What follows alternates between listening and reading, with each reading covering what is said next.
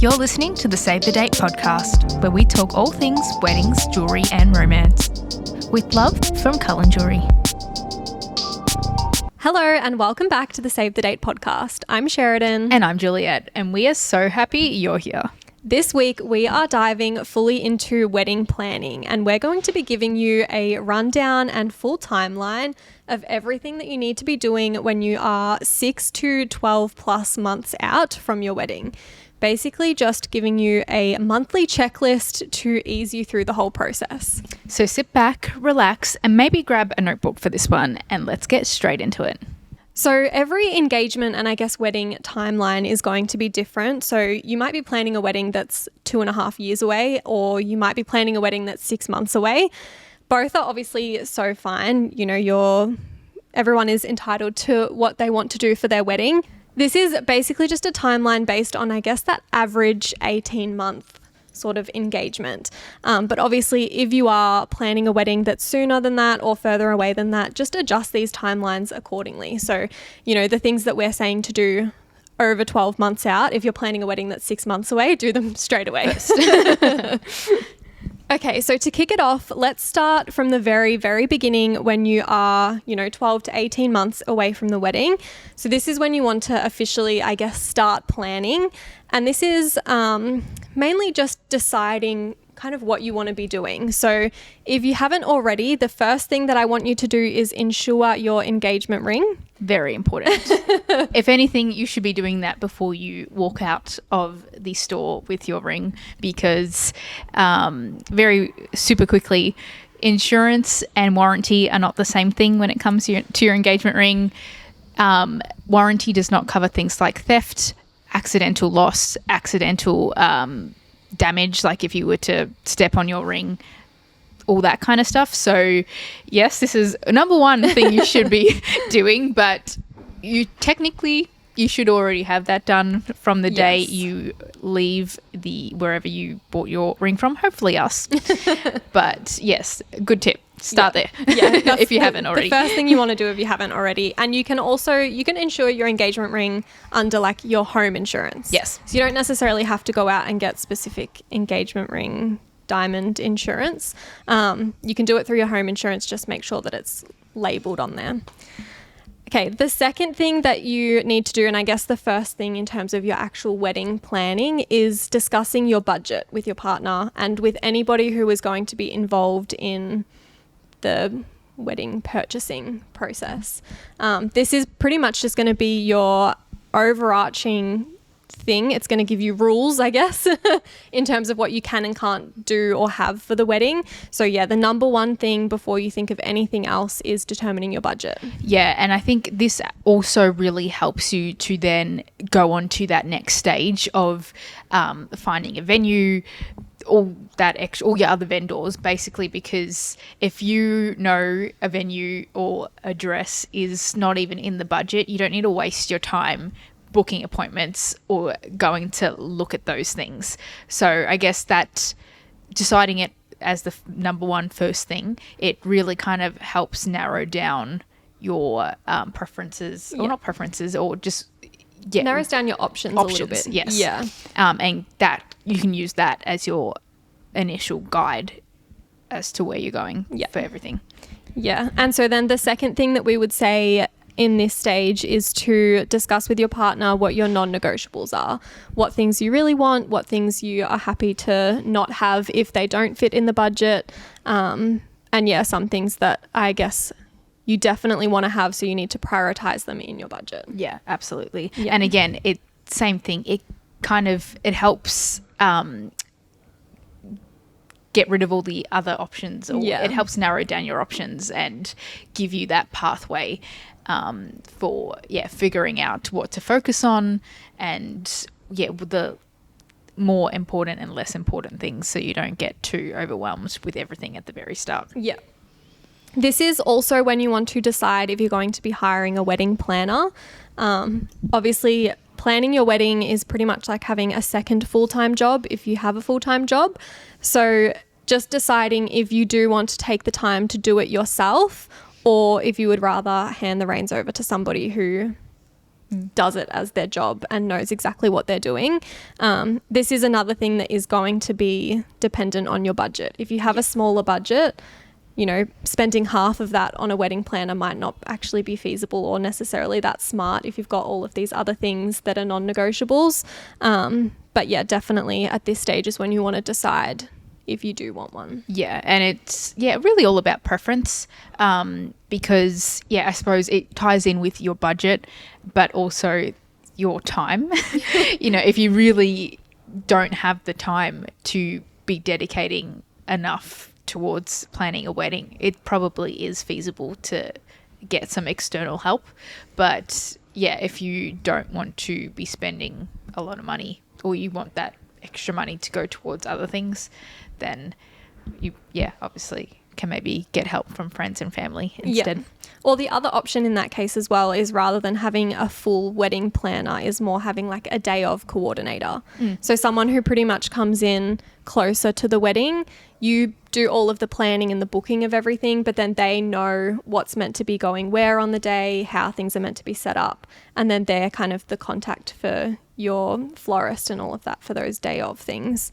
Okay, so the next thing that you'll need to do is to start your guest list. This is going to determine a lot of other things in terms of, you know, planning your wedding. Kind of, if you're going to have a really small guest list, it'll make a difference on where you're going to have your wedding in terms of your venue. And the other way around, if your guest list is going to be really massive, then you're going to need to find a venue that will hold that many people. Absolutely. So yeah, again, it's one of those things that you want to decide early and be one of the first things, because like you said, it's going to determine what kind of venue you're going to need. And that could also then limit your options. If it's, there's obviously lots of places that could hold smaller weddings. But yeah, like the really larger venue spaces, there might be slightly less depending where you live. So yeah, definitely something you want to be deciding very early on. Yeah, and it'll also affect, like, venues will often have a minimum spend, and that minimum spend will be for, I don't know, let's say 75 or 100 guests. So if you're going to be falling underneath that number, you might want to look for a venue that is smaller, that has a smaller minimum, because otherwise you're kind of paying all of this money for people that you're not actually going to have there. And you might find out that you can't accommodate a certain number of people for the budget you have. Yeah. Again, with that per head thing, like some of the bigger venues, their minimum spends are a bit higher. So you might think, I want to invite 150 people, but 150 and it's, $100 a head or whatever it is. And it's like, oh, no, that's not in our budget anymore. And then you have to cut back the list. Yeah, exactly. So this kind of falls into picking the next thing, which is picking your venue and also your date. So when it comes to your wedding date, you kind of have a few things to think about. One of them is there a significant date that you actually have your heart set on getting married on, like an anniversary or something like that? Or are you more open to just picking a date that's available? Because that will also affect your venue. Because if you're really set on a specific date, you might have to shop around a little bit more in terms of your venue, because they're not always going to be available. Yeah, for sure. And even on that kind of same note, with the dates that are available to you when you're shopping around, is that coinciding with something else that's a big date? Yes. Like, is it a public holiday? Is it, because that'll be most likely more expensive, but like, is that public holiday a really common weekend for people to go away? Is there some sort of massive sporting event on that day where your guests might be, distracted between looking, or, their focus is not on the wedding, it's on this event? All of those kind of things you just want to keep in mind when you're shopping around and looking at dates. And a big important one to think about. The next one is to kind of start thinking about your theme and your colors. This isn't something that you need to set in stone, 18 months out from the wedding, but just give it some thought, because also your theme might impact the kind of venue that you want, your colors as well. Some venues, might have a colored wall that you don't necessarily want for your wedding kind of thing that might clash with the colours you've been thinking about. So just start kind of having a bit of a think about that kind of thing. Make a Pinterest board, see what you like. And then that way, when it comes to actually choosing those things down the line, you've kind of got everything decided already. Yeah. Even little things like if you want the vibe of your wedding to be like, I guess, that more outdoor, very whimsical sort of, vibe, and you need an outdoor venue, it's like that also then comes into play back to, what month you can have it in. Like you can't have it in the middle of winter because there's going to be a high chance of rain potentially. So yeah, little things like that yes, theme, colours, but also the overall vibe. Yeah. A beach wedding, you can't have a beach wedding in the middle of winter. You can, I mean, but technically you can, but I don't know how pleasant it would be. It might not be the vibe that you're actually not in Melbourne. Not in Melbourne. Yeah. It won't be pleasant. Yeah, maybe if you're in like the Gold Coast or something. Fine. Some nicer parts of the world where it's not that cold in winter. Yeah. And then the last thing at this stage that I would want you to start looking at is your photographer and your videographer. You don't necessarily need to book anyone in just yet, but definitely start reaching out to them and, speaking with them and seeing if, certain people are going to be on your vibe. Because as much as we see lots of Instagram accounts and TikTok accounts of incredible photographers and videographers, you really want to mesh well with them as a person because they will literally be by your side for so much of your wedding day. The last thing that you want is to clash and not get along with your photographer or your videographer because literally you're with them from when you're getting ready up until the reception and they're very closely with you. And even like if you've got your heart set on a particular venue and then a particular photographer or videographer as well, like booking as far out as possible would obviously increase your chance that they're both going to be available on the date you want. So I guess that's where it also comes into play. It's like you don't want to miss out on your favorite photographer because you left that a little bit too late and now they're not going to be available on the date you've booked in for the venue. Yes, exactly. That kind of leads us into 11 months out from the wedding, which the first thing here that you'll need to be doing is confirming and actually booking in your photographer and your videographer and your main vendors. So this is like your DJ or your band, your celebrant, and this is also when you want to start wedding dress shopping. It kind of seems very far out to start wedding dress shopping at, almost a year out from the wedding. But especially if you are going into those boutique stores, a lot of the time they are made to order. So they will do your measurements in the store and it might still be like a standard size that you're getting, but they're all made to order. They're generally not just like off the rack. And they can take 8 to 10 months to come in. So you really want to make sure that you're getting a dress as early as possible to make sure you're accounting for alterations. Yes, I was just about to say as well, on top of that wait time of actually having the dress made up, you also need to allow for alterations just in case you need them after the dress is actually made up for you. Yeah, 100%. And then the last thing at this 11-month out stage is to propose to your bridal party. Ideally, you want your bridal party to be the first ones, obviously, to know when the wedding's coming, and you want them to be involved in the wedding planning process as well. So definitely propose to your bridal party, have a little party, something cute. Plan something cute for them, and ask them to be a part of it. And that then kind of brings us into more of the 10-month time frame.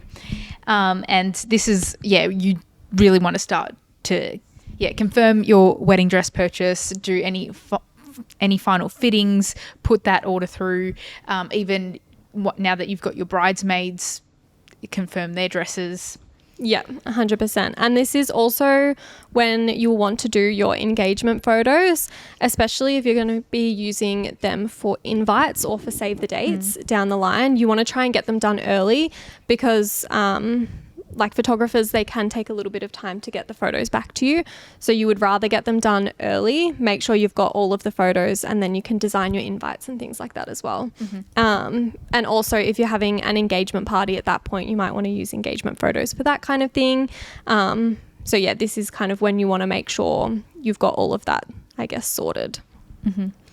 And this is probably where you want to start finalizing your theme and general colors and vibe, just so you've got a solid plan going into all of your other vendors and anything else you may need to purchase or hire, all that kind of stuff. Yeah. And then this is also when you'll want to be booking hotels and transport.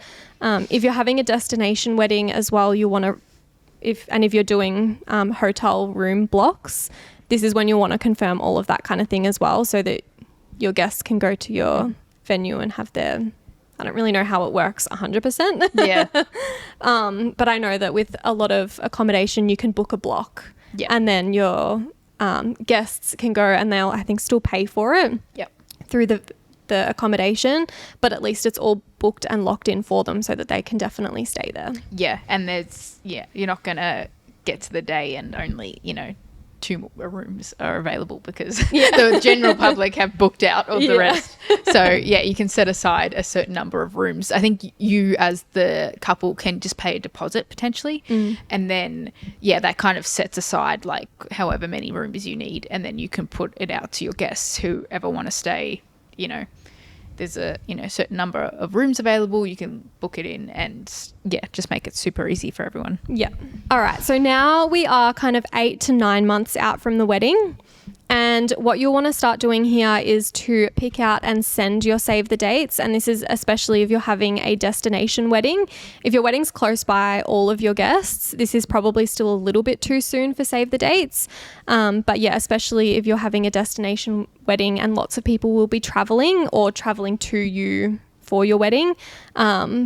This is when you'll want to send those save the dates with as much information as possible so that they can then book their accommodation if they need to, book flights, just so that they have the time to do that kind of thing and they're not rushing to do it, 8 weeks before the wedding. Yeah, and it gives your guest like time to prepare as well, because if it is for some people more of a significant traveling destination, you want to give them as much notice as possible, because other things like they might have to figure out their annual leave if they've got young children. Maybe they don't want to bring them and need to organize care for them, all these little things that come into play, even just like for them to budget for those costs that will come into traveling for the wedding.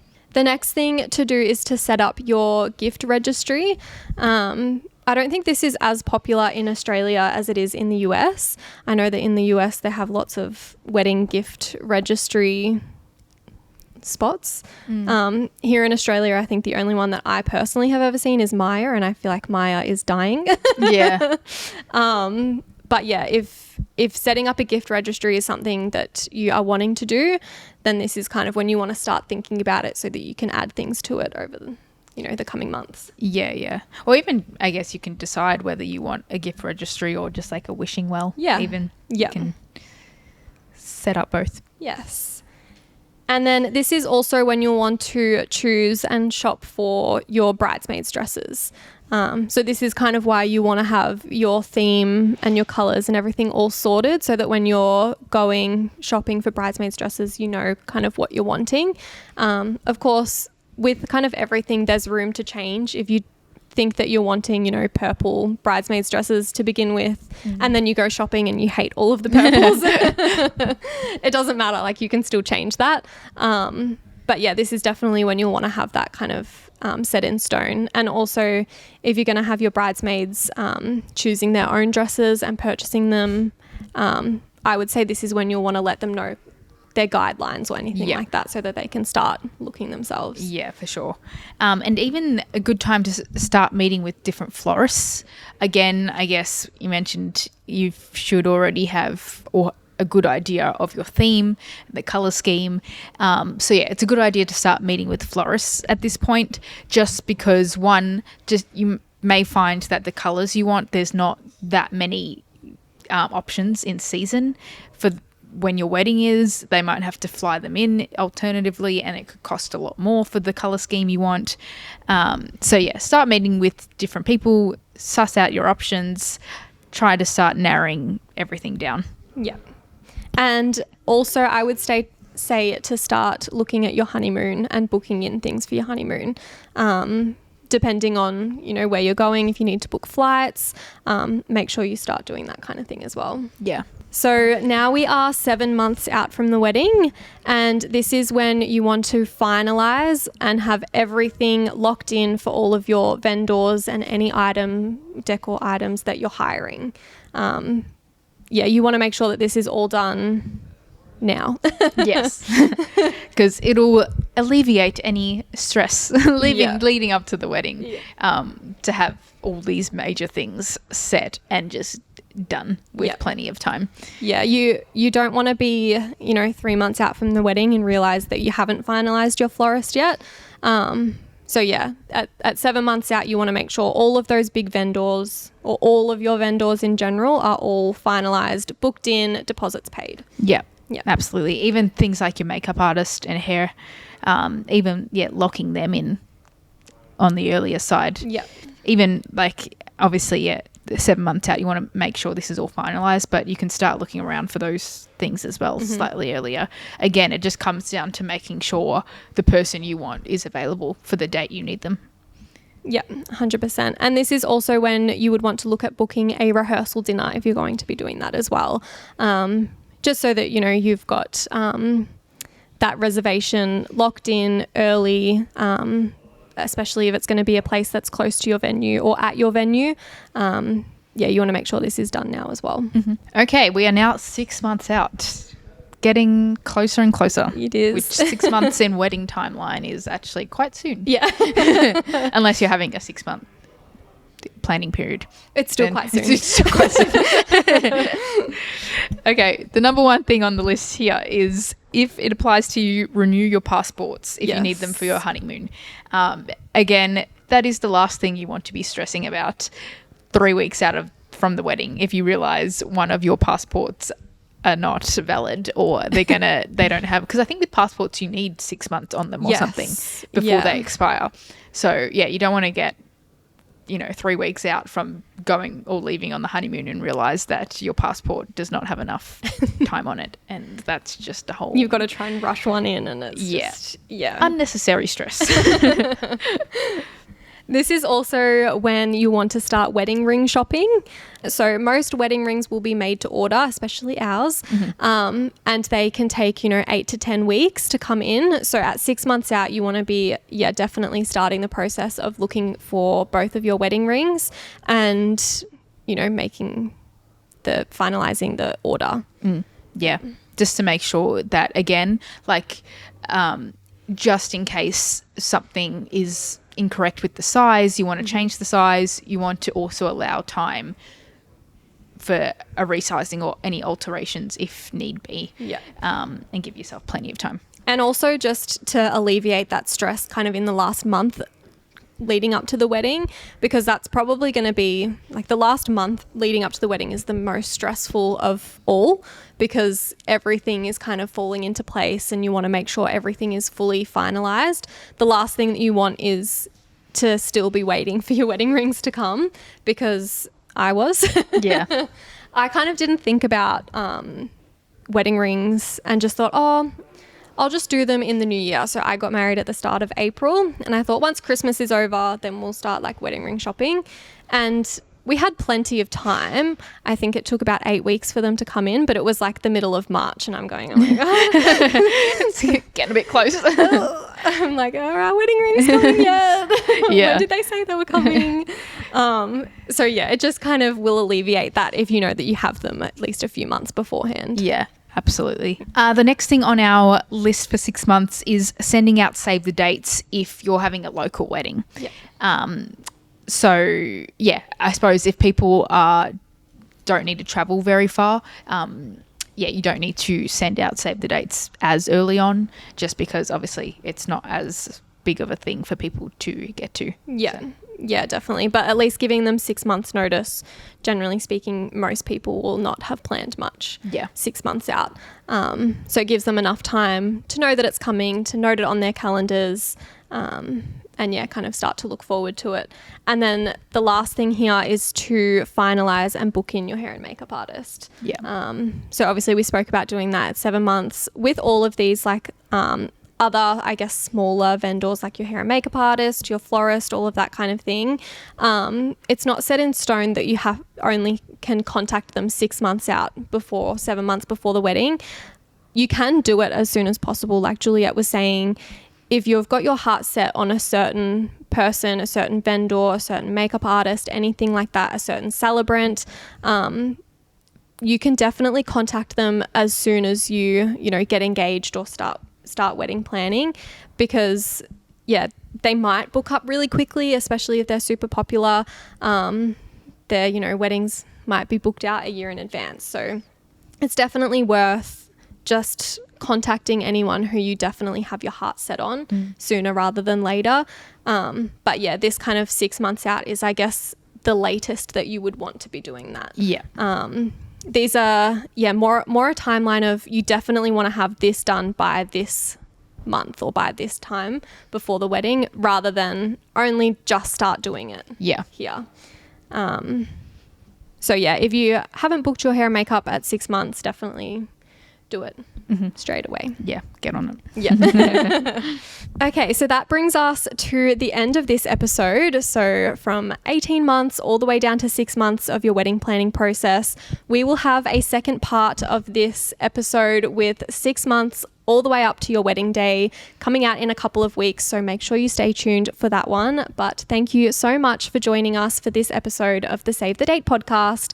We hope you learned something new. And if you're currently planning your wedding, congratulations, good luck, and have fun. If you enjoyed today's episode, make sure you follow or subscribe and leave us a review wherever it is you're listening. And make sure that you come and connect with us on our socials at the Save the Date podcast and join our Facebook group, the Save the Date community. We hope you have a wonderful day or night, and we will be back with another episode next week. Bye. Bye.